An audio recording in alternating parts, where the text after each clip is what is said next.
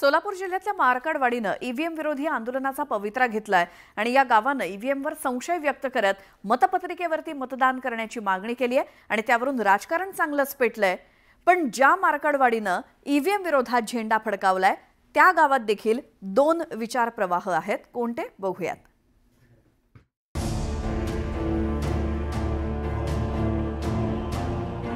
रविवारी शरद पवारांनी मारकडवाडीला भेट दिल्यामुळे तिथल्या ग्रामस्थांनी ईव्हीएम विरोधी घेतलेल्या भूमिकेला धार आली आहे। मारकडवाडीच्या ग्रामस्थांनी ईव्हीएमवर संशय व्यक्त केलाय। माळशिरसचे नवनिर्वाचित आमदार उत्तमराव जानकरांना या गावातून अधिक मतदान होणं अपेक्षित होतं, असा गावातील जानकर समर्थकांचा दावा आहे। आमच्या गावामध्ये मतदान जास्त व्हायला पाहिजे होतं माननीय जानकर साहेबांना, पण तेवढं मतदान झालं नाही। त्यावेळेसवर आम्ही गावकऱ्यांनी मिळून ठरवलं की बॅलेट पेपरवर मतदान घ्यायचं। या गावात भाजपचे पराभूत उमेदवार राम सातपुते यांचे समर्थक देखील आहेत। त्यांनी जानकर समर्थकांचा दावा फेटाळून लावलाय। हे गावातील एक पुढाऱ्यांनी म्हणून स्टंटबाजी केलेलं आहे। गावातून 1003चं मतदान खरोखर रामभाऊ सातपुतेंना पडलेलं आहे। गावात 21 कोटी 89 लाख रुपयांचा निधी रामभाऊ सातपुतेंनी इथे दिलेला आहे। मारकडवाडी गावात सातपुतेंनी आपल्या आमदारकीच्या काळात अनेक विकास कामं केल्याचा दावा सातपुते समर्थकांकडून केला जातोय।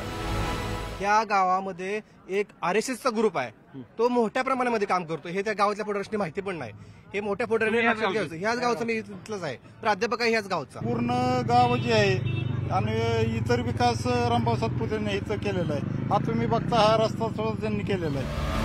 सातपुते समर्थकांचा हा दावा जानकर समर्थकांना मात्र मान्य नाही।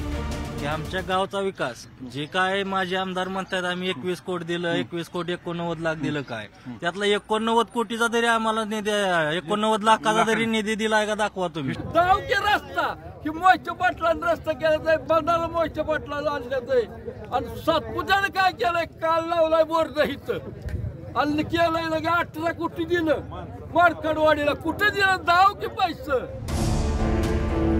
मारकडवाडीत धनगर समाजाची संख्या मोठी आहे। उत्तमराव जानकर हे धनगर समाजातून येतात आणि त्यामुळे मारकडवाडीतून जानकरांना मतांची आघाडी का मिळाली नाही, असा जानकर समर्थकांचा आक्षेप आहे। पण या आक्षेपालाही सातपुते समर्थकांनी मोठं समर्पक उत्तर दिलंय।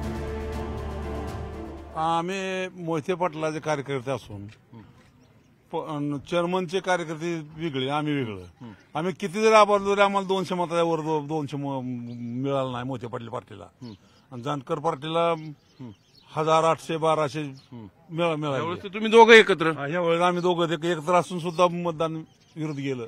त्याला कारण काय? विकासावर मतदान झालं, जातीवर त्यांना आक्षेप काय आता त्यांचीच त्यांना माहिती आहे। आक्षेप घ्यायचा म्हणजे त्यांना काय आता कमी पडले म्हणून आक्षेप घ्यायचा। नुकत्याच झालेल्या लोकसभा निवडणुकीत शरद पवारांच्या राष्ट्रवादीचे उमेदवार धैर्यशील मोहिते पाटलांना मारकडवाडीतून आघाडी मिळाली होती आणि तोच मुद्दा जानकर समर्थकांनी पुढे केलाय। तर सातपुते समर्थकांनी सुद्धा त्याच मुद्द्यावरून जानकर समर्थकांची कोंडी केली। त्या दिवशी आम्ही मतदान घेत होतो, मत चाचणी जी आम्ही करत होतो ती पुरावा देण्यासाठीच करत होतो, परंतु आम्हाला मतच टाकू दिलं नाही। मग तुम्हाला कशाची भीती आहे? निवडणूक आयोगाला भीती कशाची आहे? जर तुम्हाला भीती नसती कशाची तर तुम्ही त्या दिवशी मतदान होऊन द्यायला पाहिजे होतं ना आमचं। ईव्हीएम मशीन जर खराब असती तर मागच्या 6 महिन्यापूर्वी लोकसभेच्या निवडणुका झाल्या, त्यामध्ये शरद पवार साहेबांचे 8 खासदार निवडून आले आहेत। त्यातलेच एक माड्याचे खासदार आहेत, त्यांना 1.25 लाखाचा लीड मिळाला आहे। माळशिरस तालुक्यात ह्या गावातून लीड होतं त्यांना। मग आता कसं काय नाही? आता नाही ना, आता रामभाऊंच्या पाठीमागे आम्ही गेलेलो आहे। जुन्या पद्धतीनं मतपत्रिकेवरती फेरमतदान घेण्याची मागणी जानकर समर्थकांनी केली असली तरी त्याला सातपुते समर्थकांची ना नाही। आम्ही मतदान केलं असतं तर त्या दिवशी दूध का दूध पाणी का पाणी झालं असतं ना, कळलं असतं ना कोणाला मतदान। मारकडवाडीतनं मोहिते पाटलाला विरोध नव्हता, चेअरमनवर प्रेम करणार गाव आहे। उद्या बॅलेटवर झालं तुमची काय? तरी सुद्धा आमची तयारी आहे। आम्ही एवढं ओपन माईकवर बोलतोय, आम्ही धनगर समाजाचा आहे तरी ओपन माईकवर बोलतोय। मारकडवाडीतील जानकर आणि सातपुते समर्थकांकडून दावे प्रतिदावे केले जात आहेत, पण या वादामुळे ईव्हीएमचा मुद्दा पुन्हा एकदा चर्चेत आलाय।